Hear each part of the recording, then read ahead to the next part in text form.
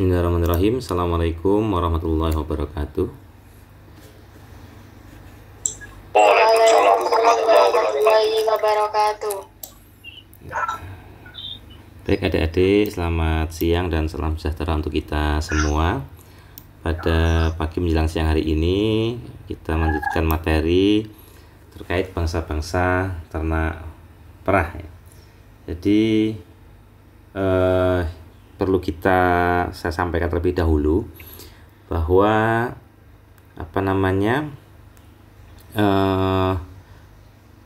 ternak ya itu secara garis besar dibagi menjadi dua ya, ternak ruminansia dan ternak non ruminansia. Untuk ternak ruminansia itu adalah ternak yang mempunyai, ini dibedakan karena sistem digestinya utamanya ya. Sistem digesti ya, ini sistem saluran pencernaannya, yang mana kalau pada non ruminansia misalnya unggas atau monogastrik ya, babi, atau pseudo ruminansia ya, pseudo itu berarti ruminansia palsu ya, mendekati ruminansia tapi bukan ruminansia, misalkan kuda, itu adalah lambungnya tunggal lambungnya satu ya. Sedangkan kalau pada ruminansia lambungnya ada 4, ada rumen, retikulum, omasum, dan abomasum. Silakan bagi yang mungkin masih bisa lanjutkan.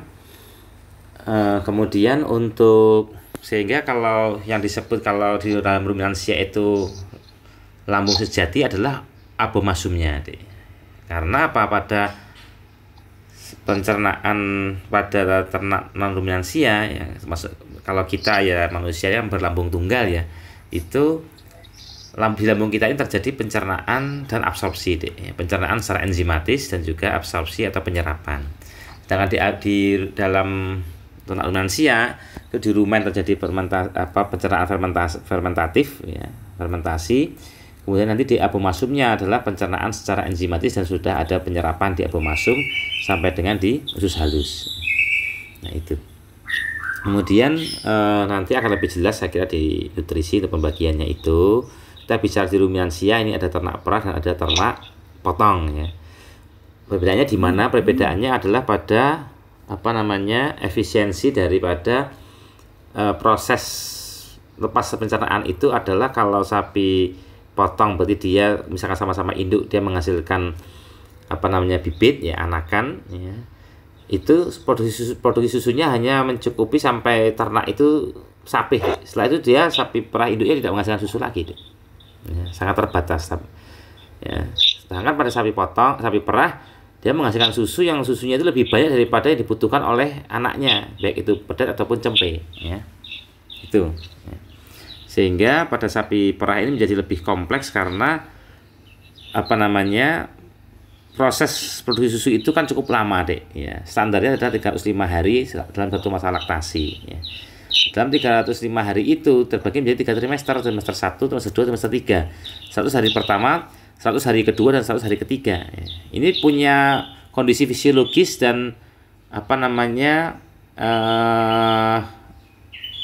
performa ya yang berbeda-beda Misalkan pada trimester 1 itu produksi di mana mulai dihasilkan susu sampai terjadi puncak produksi, itu maka energi yang dikonsumsi ya, energi itu yang dibutuhkan untuk menghasilkan susu sangat tinggi Bahkan terjadi dikarenakan trimester 1 ini kondisi energi yang dikonsumsi itu tidak mencukupi dari energi yang dibutuhkan untuk menghasilkan susu, sehingga terjadi negatif energi balance.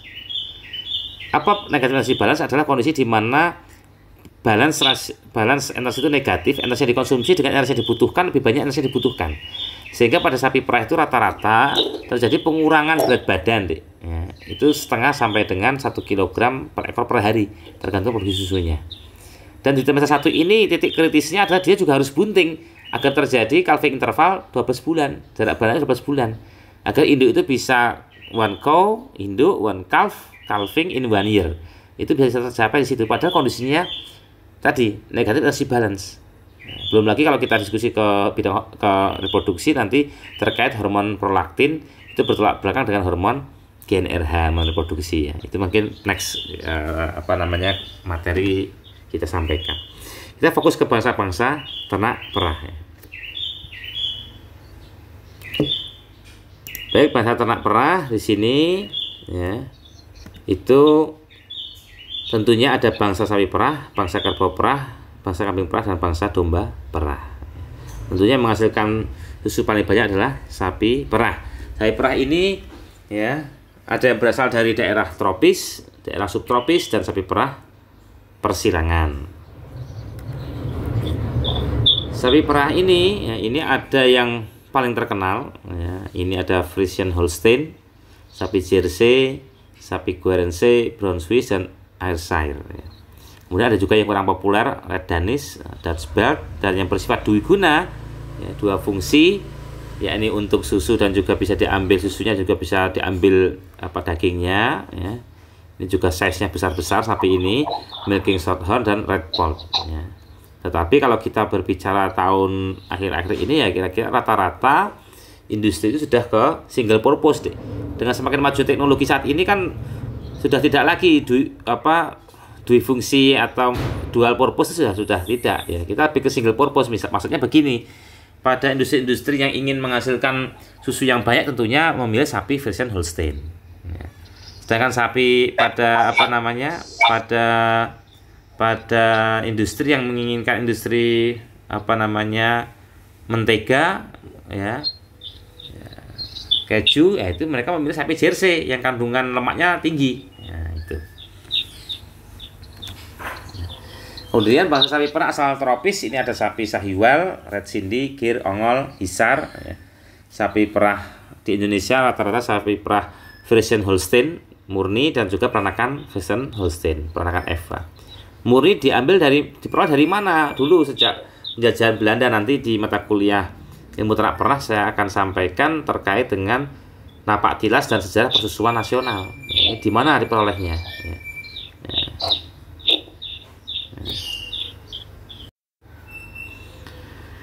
Baik, jadi sapi FH murni itu diperoleh sejak dulu, sejak kita masih dalam penjajahan ini kan, bagaimana ya sejarahnya itu adalah orang-orang Belanda yang membawa.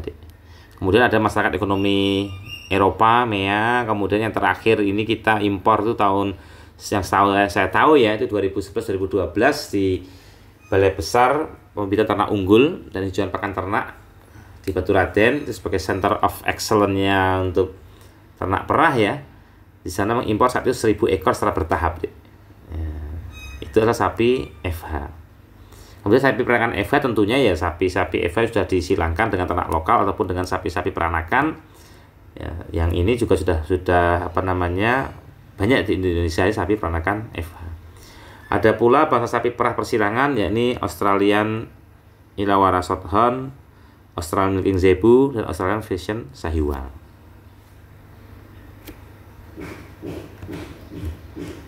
Sapi Friesian Holstein ini ya berasal dari Belanda ya, Friesian itu ya, Western Friesian Region. Ini adalah persilangan dari sapi hitam Batavians dengan sapi putih Friesians, disilangkan, diseleksi dan menghasilkan sapi yang efisien untuk menghasilkan susu ya. Kalau Holstein itu dari Amerika, ini ada Friesian Holstein dan Fries Holland.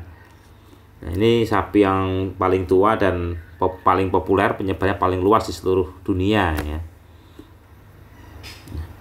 Adapun ciri-ciri bangsa sapi Friesian Holstein ya, ini untuk tingkat kemurniannya ini adalah belang warna hitam dan putih atau merah dan putih ya, Red Holstein. Perbatasan antara warna hitam dan putih tegas, tidak ada warna antara hitam dan putih ya. Perbandingan warna hitam dan putih tidak menentu, jadi tidak ada persentase yang jelas ya, apakah 40-30, 40-60 dan sebagainya, tidak ada.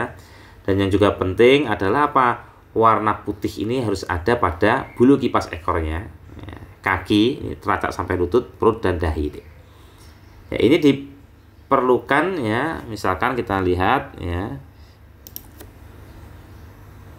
Nah ini harus ada kalau sifat tingkat kemurniannya tinggi ya. Nah, ini warna putih pada bulu kipas ekor, pada kaki teracak sampai dengan lutut, perut bagian bawah ini, dan juga pada kepala, ya, pada dahi ya. Dahi. Nah ini. Jadi ini kalau ada warna hitam pada misalkan dahi sini, bulu kipas ekor, kakinya, ya, kemudian perutnya bagian bawah, ini dianggap cacat, dianggap tidak kemurniannya, maksudnya di situ. Ya, kemurnian ini dianggap tidak murni. Ini kalau pada breeding center biasanya sampai pada breeding center itu ini diperhatikan betul karena sebagai bibit.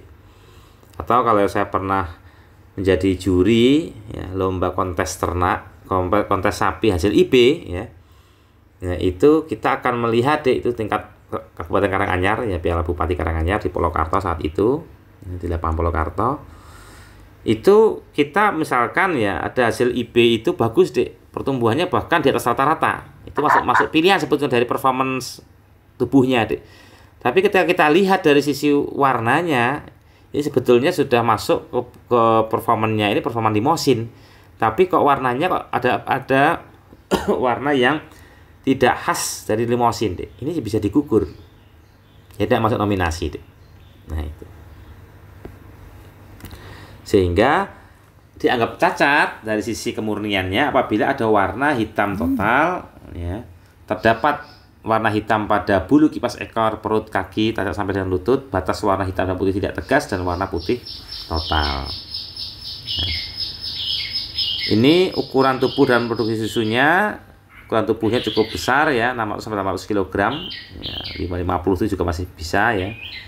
Jantannya 900 gram, produksi susunya ini kurang lebih sampai sekitar 6.000 kilo 12.000 pon ini. Jadi kurang lebih ya 20 liter lebih per ekor per harinya 20 liter lebih Bahkan kalau kita lihat di PT UPBS ya, Ultra Peternakan Bandung Selatan itu rata-rata 33 liter pada saat trimester 1 itu sampai puncaknya itu. Kalau individunya bahkan sampai ada yang satu ekornya sampai 55 liter. Ya. Nah, ini untuk produksi susunya ya. Jadi termasuk paling tinggi bila kita bandingkan dengan produksi susu jenis sapi yang lain.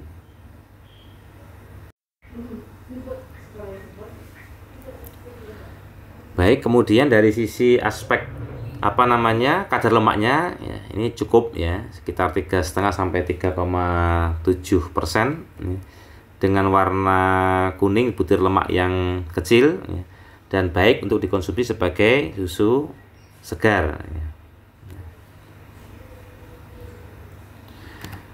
Kemudian untuk umur sapi betina beranak pertama ini rata-rata 23 sampai 26 bulan ya. Jadi kalau 23 bulan ini berarti dia dikawinkan umur 14, dikawinkan sampai bunting itu umur 14 bulan karena kan 14 tambah 9 bulan ya. Jadi average kalau di Indonesia ini itu kalau di perusahaan-perusahaan, di instansi-instansi itu rata-rata ya 15 bulan sudah dikawinkan ya, 15 bulan ya. Karena bobot dikawinkan itu standarnya pada bobot badannya. Bobot badan 270 kg pada sapi Eva itu rata-rata dicapai pada umur 15 bulan pada peternakan yang sudah maju ya. Sedangkan pada peternakan yang di masyarakat rata-rata dicapai umur 18 bulan. Jadi 18 dikurangi ditambah 9 kan sekitar 27 bulan. Nah, itu. Berat lahir anak sekitar 45 kg, sifat sapi tenang, jinak, kurang tahan panas, mudah beraklimatisasi dan tersebar di seluruh dunia. Nah, kemudian pulau ini Jersey ya, sapi Jersey juga populer di Indonesia ada tapi jumlahnya tidak banyak. Ini asal Pulau Jersey, Kepulauan Inggris, tersebar di Denmark ya, sampai dengan Australia dan New Zealand, Kanada sampai ke Amerika, Afrika Selatan, di Jepang, sampai kemana-mana. Di Indonesia pun juga ada. Ini warna bulunya kuning sampai hitam, coklat muda pada sapi jantan dan yang lebih tua ya, merah sampai dengan merah tua. Jadi ukuran tubuhnya bisa kita lihat sapi Jersey ini paling kecil dibandingkan jenis sapi perah subtropis ya. Jadi betinanya kisaran 300 kg, 350 ya. Ya, tetapi kita bisa lihat kelebihan daripada sapi Jersey ini ya. Ini adalah dengan bobot badan yang mungkin kita bisa lihat separuh dari sapi Friesian Holstein, sapi Eva, tetapi produksinya itu separuh lebih. Ya, 4.000 liter, 4.000 kilo ya. Bahkan bisa lebih per satu masa laktasi, dan yang istimewa adalah kadar lemak susunya ini paling tinggi. Ya, jadi 5,2%, bahkan saya pernah menganalisis kadar kimia, komposisi kimia dan fisik daripada sapi Jersey yang ada di Karanganyar ini itu 57 sampai 59% ya kadar lemaknya, kandungan lemaknya ya. Jadi dengan warna kuning, butir lemak besar, sehingga bagus ini untuk mentega, dan taste-nya juga lebih gurih deh. Ya, karena menyebabkan gurih itu kan lemaknya ya. Sifatnya mudah beradaptasi dengan perubahan iklim, ini juga bagus ya. Ya, kemudian menggambarkan tipe perah yang baik ya. Bentuknya, maksudnya tipe perah yang baik itu adalah bentuk segitiga. Sapi perah sangat jelas deh. Jadi sapi perah itu tidak terlalu gemuk. Nanti saya tunjukkan gambarnya ya. Dia tidak bentuknya segitiga ya, baji kalau orang Jawa itu. Perutnya besar, ambingnya besar. Ya, di sini dikatakan produksi susu per unit berat badan itu adalah lebih bagus daripada bangsa sapi lainnya.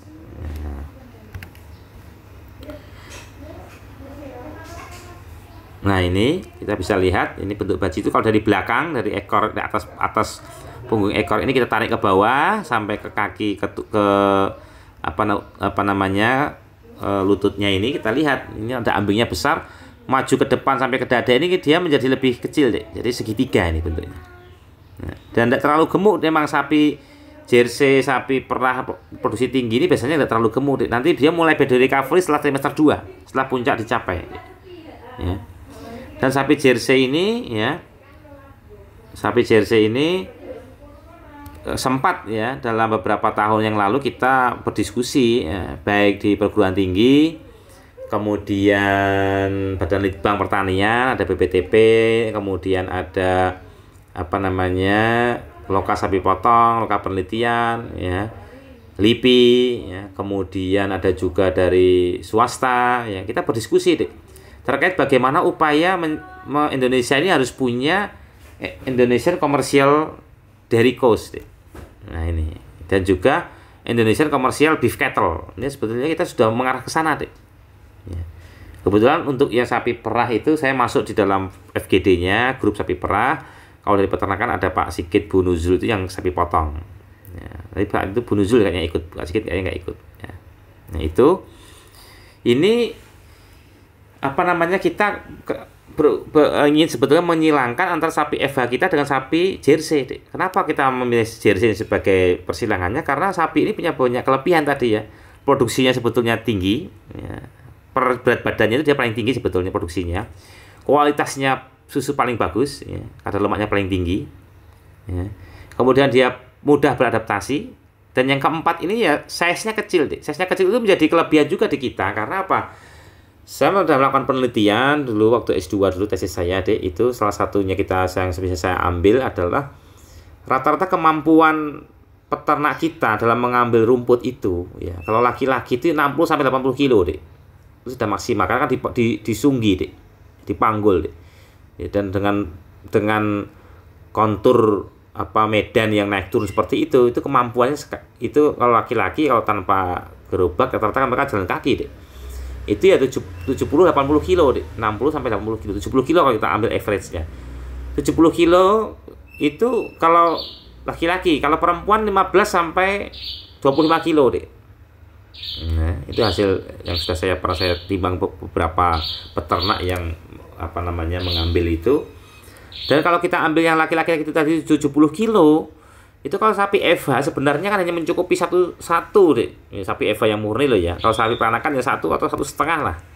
2 itu sudah ya mepet sekali deh. Kalau dia punya 3 sapi, 4 sapi tidak cukup sebetulnya deh pakan itu. Sehingga kita lihat average rata-rata produksi susu kita ini kan hanya kisaran 11, 12, 13 deh. 15 sudah bagus. Tapi coba kalau kita meliharanya sapi Jersey dengan pakan seperti itu sudah bisa mencukupi mungkin 3 atau 4 ekor sapi deh. Dan produksinya bisa maksimal karena size-nya memang kecil, kebutuhannya lebih sedikit. Tapi produksinya lebih tinggi, kualitasnya lebih tinggi, harganya kalau kualitas itu mempengaruhi harga, Dek. Harga itu ditentukan oleh kualitasnya. Jadi bisa harganya akan lebih baik. Nah, ini. Tetapi sekali lagi itu apa namanya belum terrealisasi ya, karena ya terus atau dua hal namanya kalau kita bicara kebijakan juga itu bagaimana political will dari pemerintah, kemudian susul pandemi itu kita tidak pernah lagi ada komunikasi terkait bagaimana upaya untuk pembentukan Indonesian komersil dari cattle ataupun beef cattle. Sapi Guernsey bisa dibaca ya, warna bulunya ini yang saya lebih tegaskan adalah sifat daripada Guernsey ini adalah selain lebih tenang, dia excellent grazer. Jadi dia mempunyai kemampuan dalam merumput itu paling bagus, Dek. Ya. Sehingga disebut juga pasture based milk production. Jadi produksi susu berdasarkan kemampuan dalam merumputnya itu yang paling bagus, Dek. Dan rumput ini mempunyai apa namanya nilai plus atau istilahnya perlu kita perhatikan karena sapi perah itu kan dipelihara dalam waktu yang panjang, Dek, 10-12 tahun. Tentunya ada sebagai ruminansia pakan utamanya adalah rumput, Dek. Kalau utamanya rumput, karena rumen tadi yang kompartemennya tadi adalah 70-80% size-nya daripada yang lain, retikulum, abomasum, ya. Itu adalah isinya adalah bakteri selolitik, Dek.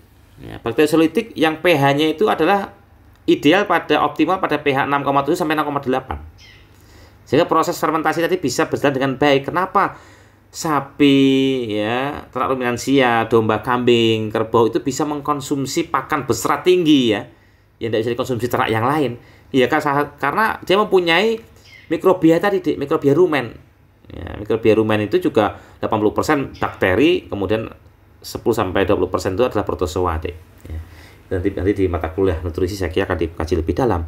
Tapi saya akan jelaskan bahwa pertama, merumput ini bagus untuk pencernaannya dan alat pencernaannya, Dek. Yang kedua, rumput ini adalah berpengaruh sekali terhadap kadar lemak susu, Dek. Nah, ini yang perlu diperhatikan, kadar lemak susu. Karena lemak susu itu selain harganya mahal, dia punya nilai ekonomis tinggi ya. Mempengaruhi taste, rasanya gurih tadi karena lemak susunya.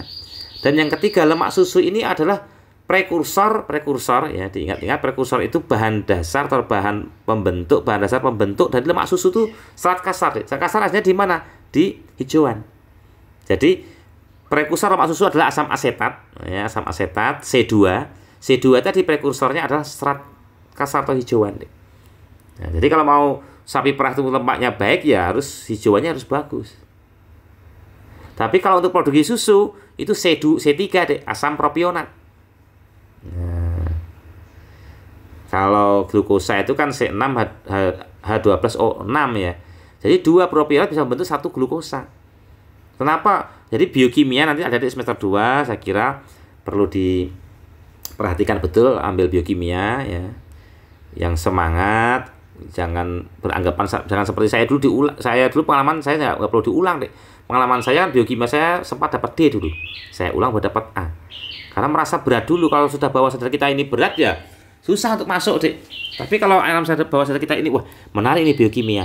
Dengan tahu biokimia kita bisa tahu proses-proses bidang peternakan ini menjadi lebih nyambung, Dek. Benang merahnya jelas. Oh, C2 ini asam asetat. Ya.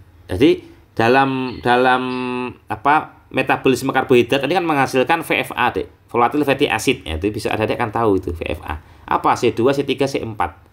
Asam asetat, asam propionat, asam butirat. Nah, itu kalau dipelajari nanti menarik sekali, Dek.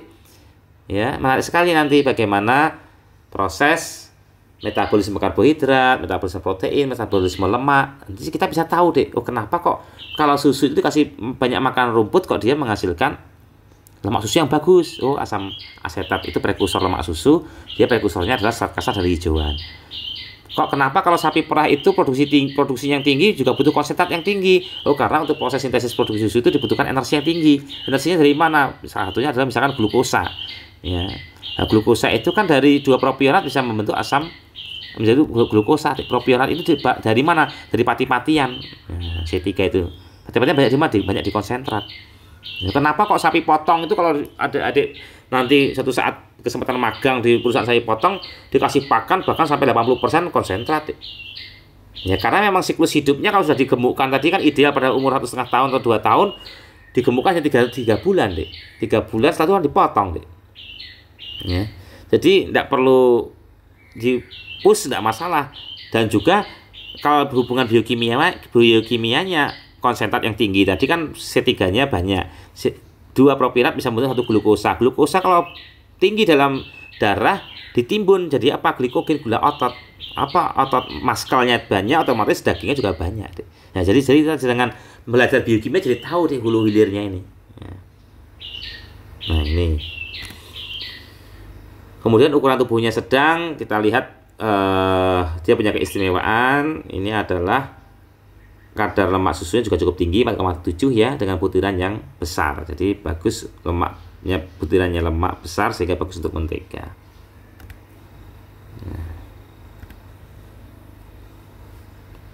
Kemudian brown Swiss nanti kira bisa dibaca.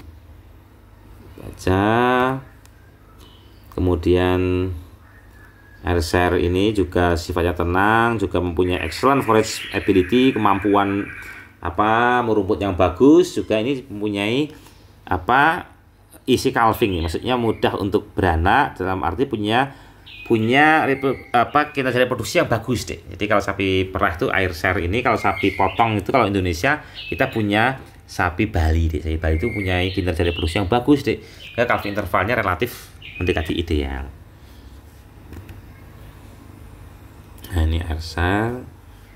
Kemudian sapi perah subtropik yang kurang populer ini ada Red Danish, ada Dutch Belt. Kemudian dual purpose, ya ini ada Milking Shorthorn ya. Kemudian kita lihat kalau sapi perah asal daerah tropis, ini ada Sahiwal ya. Kemudian Red Sindhi, kemudian Gir dan Mongol ya. Nah, dan saya tekankan pada perbedaan sapi perah subtropik dan sapi perah tropik. Sapi perah tropik ini mempunyai produksi susu yang lebih banyak. Kenapa bisa lebih banyak? Ya karena sapi perah subtropis ini kan ukurannya lebih besar ya. Ukuran anak yang dilahirkan juga otomatis lebih besar ya. Karena organ pencernaan juga besar. Performanya juga lebih besar ya. Kedewasaan pertumbuhannya lebih cepat serta calving interval yang lebih ideal. Juga sapi subtropis dan tropis ini nanti kalau ada dilihat loh, kenapa kok ada pertanyaan loh, kok tadi nggak lihat punuknya gitu ya, nggak lihat gumba atau punuk ya. Ya karena sapi perah subtropis deh. Kalau sapi perah tropis itu biasanya ada punuknya, ada gumbanya deh. Ya, sehingga nanti ke depan adik-adik akan tahu kalau mengukur vital statistik juga nanti akan kita ukur tinggi gumbanya bagaimana, berapa. Ya, sedangkan bangsa sapi perah di Indonesia ini tentunya berbeda, sapinya sapi impor dan sapi persilangan berbeda dengan kondisi di negara asalnya. Pasti terjadi penurunan produksi susu karena heat stress dan sebagainya. Nanti kita akan bahas di ilmu lingkungan ternak terkait tentang heat stress, pengaruhnya terhadap produksi dan reproduksi sapi. Ya, kemudian juga calving intervalnya biasanya lebih panjang, ada prolong, dan juga karena sapi-sapi ini sudah persilangan tentunya berbeda dengan sapi yang ada di negara asalnya. Baik, mungkin demikian terkait materi bangsa sapi perah ya. Nanti yang domba kambing kita sampaikan di mendatang, sekaligus saya sampaikan tentang housing of dairy cattle, bagaimana perlengkapan, peralatan, dan perkandangan sapi perah. Saya tunjukkan yang ada di New Zealand dan juga yang ada di PT PBS ya. Itu saya sebagai contohnya. Kita ada beberapa contoh adik-adik magang di PBS yang nanti bisa kita share pekan depan kondisinya. Demikian. Assalamualaikum warahmatullahi wabarakatuh.